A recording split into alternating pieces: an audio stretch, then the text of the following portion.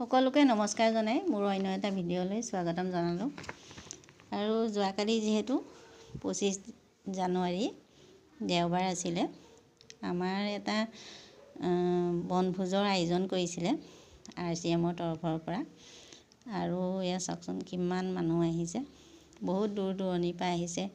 নগাঁও, তেজপুৰ, ঢেকীয়াজুলি, গহপুৰ, জামুগুৰি ঘাট, বহুত দূৰ দূৰণিৰ পৰা এয়া মানুহ আহিছে।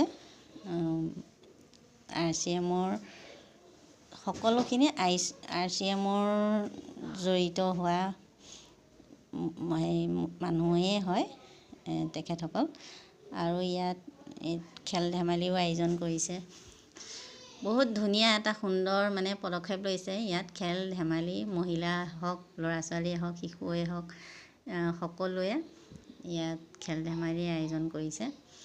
ভাল লাগিছে বহুত।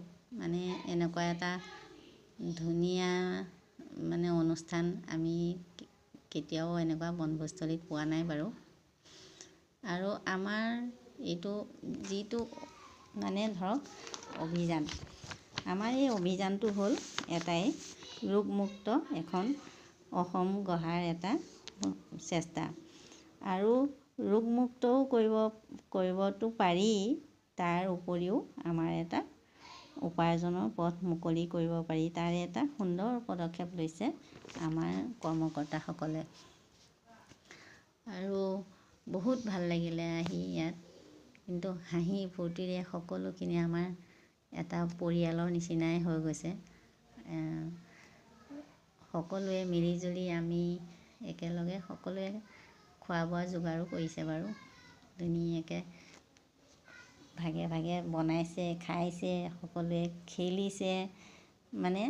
সকলোখিনি নিজৰ নিজৰ কামত আছে। আৰু ধৰক হাঁহি ফূৰ্তিৰে বহুত ভাল লাগিলে আহি।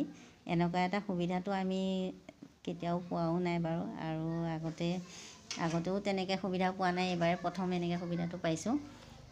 ভাল লাগিলে। জয় RCM। ভিডিঅ'টো চাই কেনেকুৱা পালে আজিলৈ। Bye bye.